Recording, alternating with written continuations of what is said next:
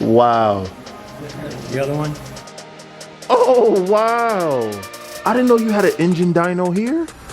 Ooh, there goes one. And here goes the other. It's looking like Christmas over here for the Hellcat. Yo, we say go twin turbo, you go twin turbo.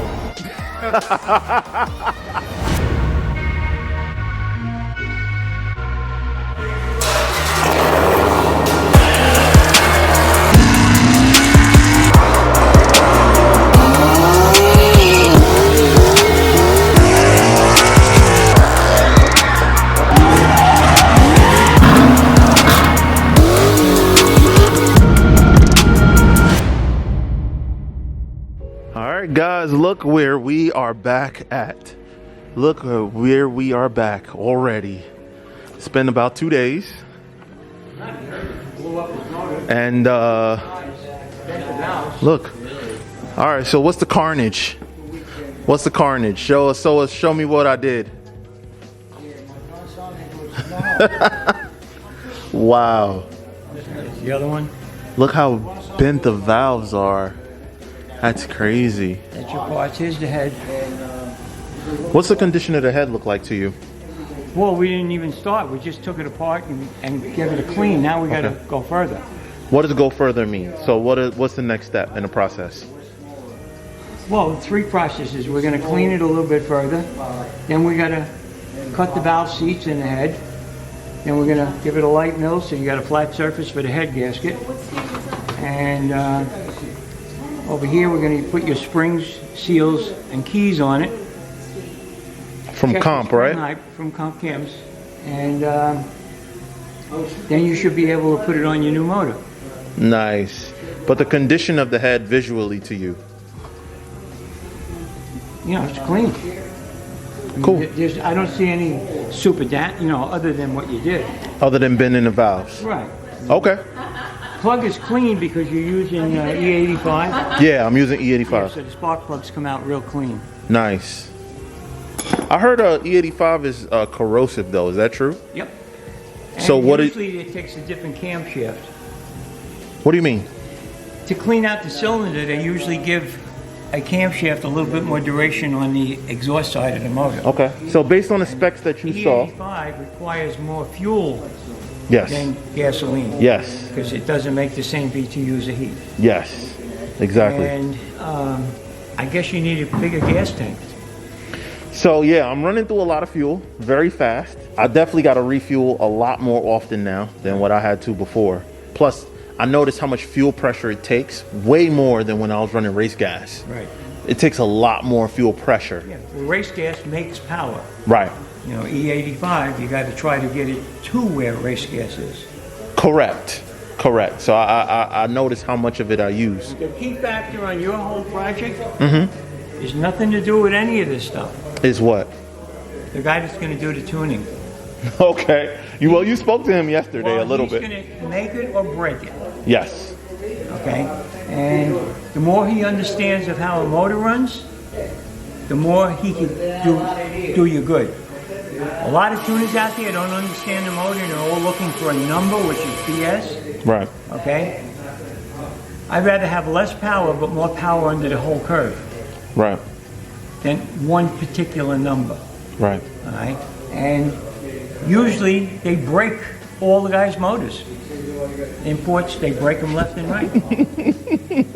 And when you're running it on a dyno, dyno isn't moving forward like a car, moving the oil to the pump, so they could drain the pump of oil and then hurt a barrel. Wow. So there's just so many things that can go wrong with improper tuning, guys. However, so far Team Hellcat has been great for me so far, and we are going to do like what Lee just said. We're going to do dyno, yes, to make sure everything is working, but then we're going to take it out to the street and do a lot of street tuning to get it dialed in. That's the key. Yes. That's the key. Yes, so that this way he can record you making a little blast. Right. He'll put it on a strip chart recorder, and then he'll play it back the same way when we dyno a motor. Right. We run it up, we get out of it, we look at it, all of the parameters to make sure we're not hurting the motor. Right. Then we go back in there, and then maybe a little bit more, and a little bit more, and then slowly we get it dialed into where somebody else can take over because that's again in the room, not in the car, not in Yes. the environment that it's going to be running. Yes, And yes. if you run this car at wintertime, I will be. when you got a lot of pressure, atmospheric pressure, you're going to make a lot more power. And if you run it in the middle of the summer when it's 100 Which I degrees was. I was doing that too. out, you're not going to make the same power. No, I could definitely feel. Look, listen, I say this all the time. For forced induction cars, even for NA cars, but especially forced induced cars, density, altitude, temperature, huge variance. And it's also a huge variance in the tuning, right? So to Lee's point, you know, you shouldn't really tune to the ragged edge. Exactly. Always have it safe. Right, exactly. So You're lean not toward, making a living by racing. You're having fun. yes, I'm having fun. So I don't need to be like, So again, the tuner should understand that also. right, right. The whole ball game, no matter what it is, it's in his hands if he's fuel injected. Yes, 100%. Okay. Well, look at that. I never noticed that. Look at the Chrysler logo on there. It's right there. Oh yeah. Well, yeah, we're getting it done, guys. So we're about to get this thing going, and we'll get these heads back, and then we can continue with the build. Getting a little bit of the tour, boys. Oh, you guys getting whole new equipment. Wow, multi-purpose This CNC is machine. ordered. That'll be on this wall, Mm-hmm. and then we're moving part of the machine shop into the other room, and then the assembly room will be expanded. Look at My this. assembly room will be expanded, and I'll have a doorway there going into that room. That's gonna be pretty cool, man. Yeah, I mean, we're doing all the legwork right now. Yeah, It's how to explain it to you. little by little. You have an engine dyno? Oh wow! Oh, we just bolted on here. I didn't know you had an engine dyno here. In fact, we got a Chrysler 440 coming in for a dyno, and then here's ours. We gotta talk offline, cause oh wow, you can operate it. That's cool. I've only seen this like on YouTube videos.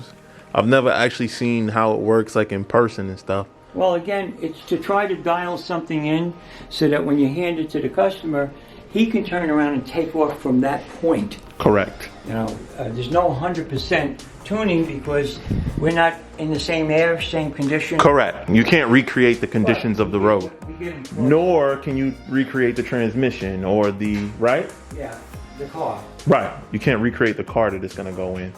But damn, this is pretty cool. So I'm building an LS motor, and just for and giggles, I think I want to try to bring it and put it on the engine dyno to see how it runs. And just like that, guys, we are back. We are back. Oh wait, I forgot the money. Back at the head shop, picking up the heads right now. That's right. The next day they're done. Man, this has been a pretty good experience. A lot of times when you talk about getting custom work done, it usually takes forever in a day. So whenever it could be quick like this, it's a win. It's a win and a half, because all that means is it puts us one step closer to hearing that whoosh, whoosh from turbos, baby. One step closer. But we're here, so let's check them out. Let's see what we got. Ooh, there goes one, all nice and clean, looking nice. And here goes the other. Look at that, guys. You saw the way I dropped them off, and now you see the way I'm picking them up. Nice and done. I could tell a little mill on it too. I could see it. Oh, you had to. You smashed it. You know, that one, So what did you have to, what do you mean? when the piston in the rod broke and smashed the head and bent the valves, made an impact. On the head It casting? Bruised, yeah, it bruised the chamber, you know. Oh, so you had to resurface all the chambers. Well, no, it just, you cut the head, but I mean, that particular head where you bent the valves, the piston banged the head. Wow. Distorted the aluminum. Wow. So now it's like, I mean, you could have been worse. You could have no, with milling this at all, does this raise compression any? I only cut 2,000, just enough, a minimal amount to make it nice and flat and seal the gasket again. So that doesn't change anything, right? That's too minor of Right. So what's the difference Hair between, out, and that's Probably That's how that much you clean- took off. Probably the amount that it's clean, no carbon on it now. It's probably Is- break even because you had a buildup of some combustion carbon, right? That takes up area. yeah. So then if you clean it in the mill, you probably get washed. If you, where's your Oh. car? car in the back. Yeah, it's right here. And that box is his. And we put the springs on it, or? Yeah. Okay. Yeah, your whole cam kit. But this is all your old ones in here. In here's your. Oh yeah, there goes those new springs, guys. See the new titanium spring, the new springs with. Yeah, so this was your old. Here's all your old. That's the old springs. Clips, retainers, keys, because you just got all new now. You have Right. your whole com kit. Nice. So we're like brand new again. You're good again. Beautiful. Back in business. Beautiful. And there's your rocker shafts, your old spark plugs, and your bent valves. There you go. All right, perfect, guys. I really appreciate you guys knocking it out for me so quick. I really asked these guys, I said, hey, I need it done. They said, when do you need it done? I said, yesterday. And they knocked it out 1, 2, 3 for your boy. So excited to get this done. Let me take care of you guys, and I'll get out of your hair. Yo, fun fact though.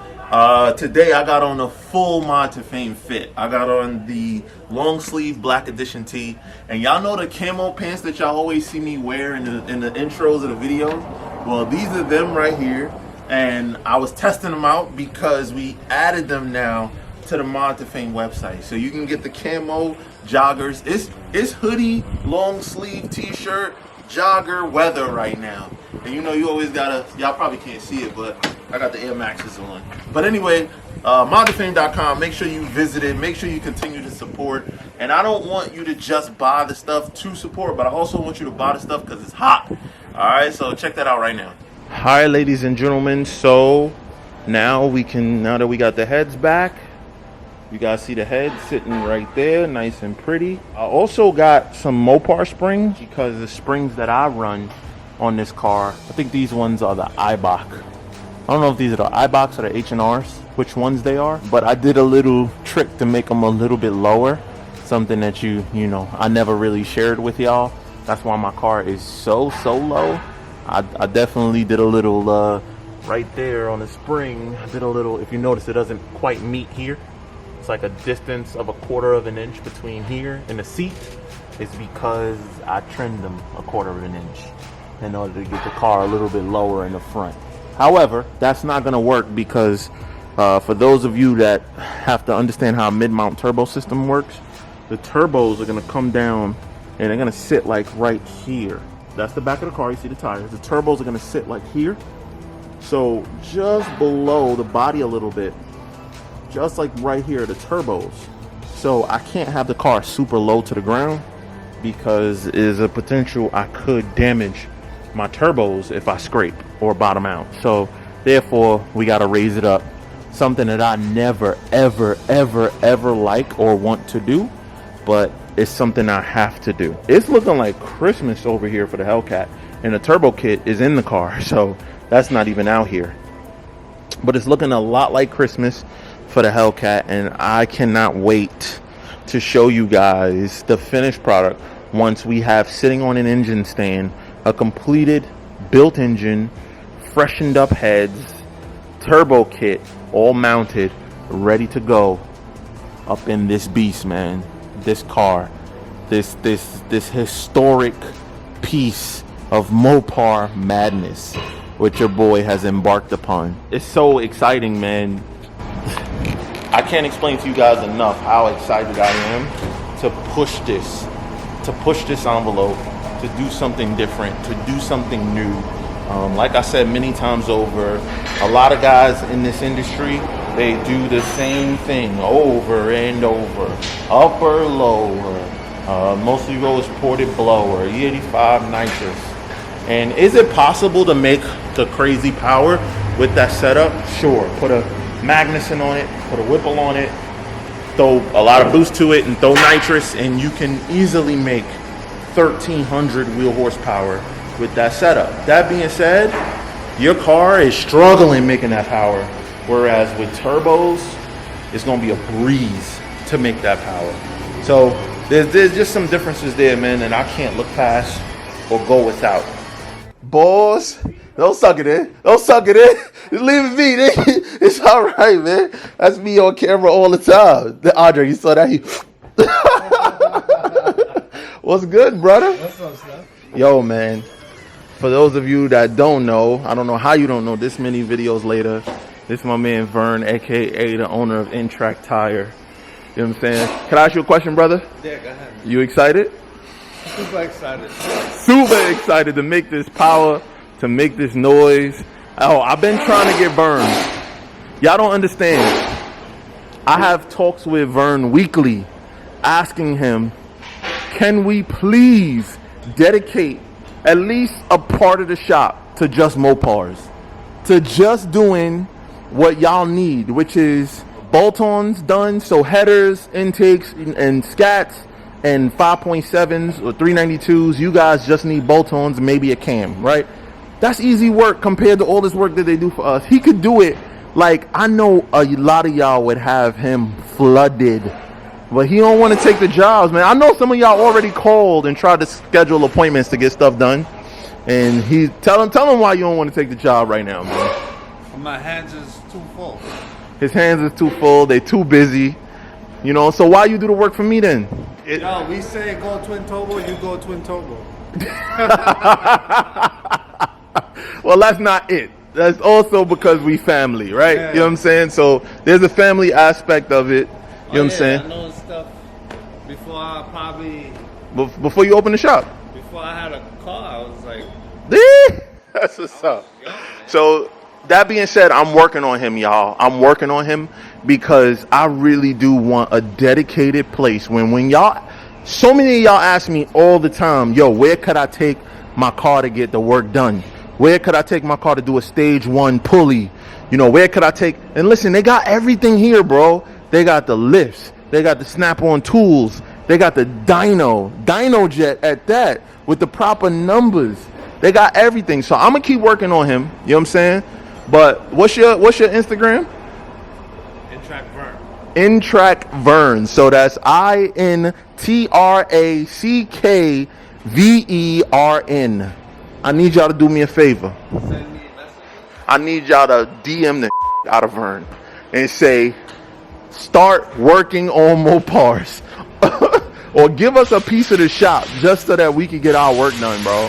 Like, I really want to see that happen because I know that there's not many places you can count on, or not many places that you can drop your car off and close your eyes. This is a place where I have no problem just leaving my car, closing my eyes, and know it's gonna get done. We got a couple of things up our sleeves, so within a year or two. A year or two? Jesus, come on, man. A year or two? Oh man, I tried, y'all. I tried to get Vern to work on y'all cars too, but I'm gonna continue to work on them, and hopefully within the next 6 months I can announce that N-Track Tire has a Mopar division. So it'll be N-Track Mopar is what it'll be. So I'll keep you posted. I'll let you know, man. But I tried. Back at the head shop, picking up the heads right now. But I could tell a little mill on it too. I could see it. Oh yeah, there goes those new springs, guys. I cannot wait to show you guys the finished product.